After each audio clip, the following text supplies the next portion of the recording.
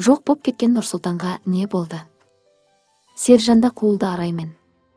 Жаңа қосылайықтың да, ескі қосылайықтың да тұрақты қатысушысы, кәсіби сарапшы Нұрсұлтанның эфирге шықпағанына көп болды. Тіпті Альмира ханым неге эфирге шықпайтынын жасырып жүр. Нұрсұлтан жайлы айтылса жылы жауап қояды.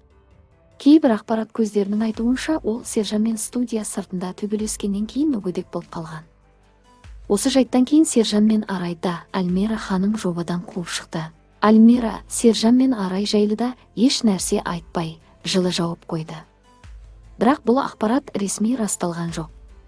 Ал Нұрсұлтанның өзі сторисінде түрлі сылтау айтып жүр. Қанша жасырса да Нұрсұлтан ақыры басынан өткен оқиғаның бар шындығын жайып салды. Қайырлы таң нағашым, ассалаумағалейкум, жағдайың қалай?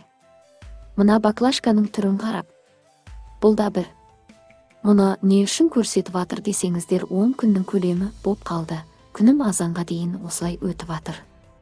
Екі қабырғамды қайыстырып алғанмын ғой, соған енді баклажканы үрлеу керек екен да, азанға дейін үрлеп жатырмын.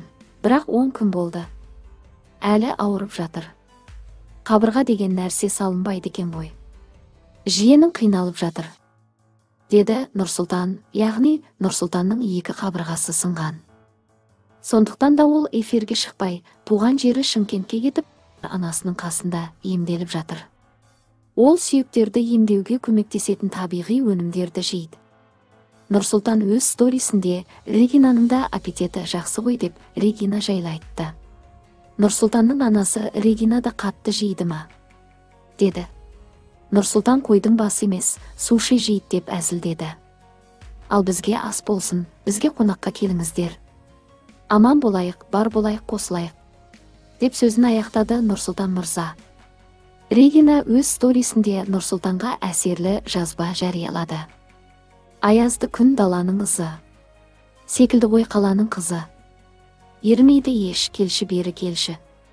Ертемін сені ертелі кеш.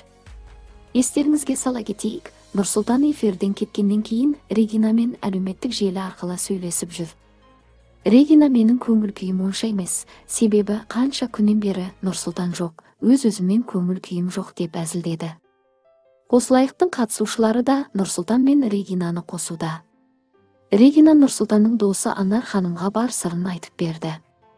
Нұрсұлтан өзіне қатысты эфир жайлы шындығын жайып салды. Неге эфирде жоқсың, неғып келмей атсың, бір жағдайлар боп қалды.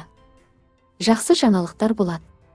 Міндетті түрде нағашымен қосылайық бағдарламасында үйленемін, деді Нұрсұлтан. Естеріңізге сала кетейік, Нұрсұлтан қосылайыққа келмей тұрып-ақ бұл реалити шоудың жанкүйері болған. Әрбір қатысушы жайлы желі арқылы пікір жазып, әр эфирге өз реакциясын жазу арқылы белсенді жанкүйер болды. Сондай-ақ ол болсын мен Айгөлектің 2 айдан кейін ажырасып кетуі жайлы айтқан шындығын әлі көрермендер ұмытқан жоқ.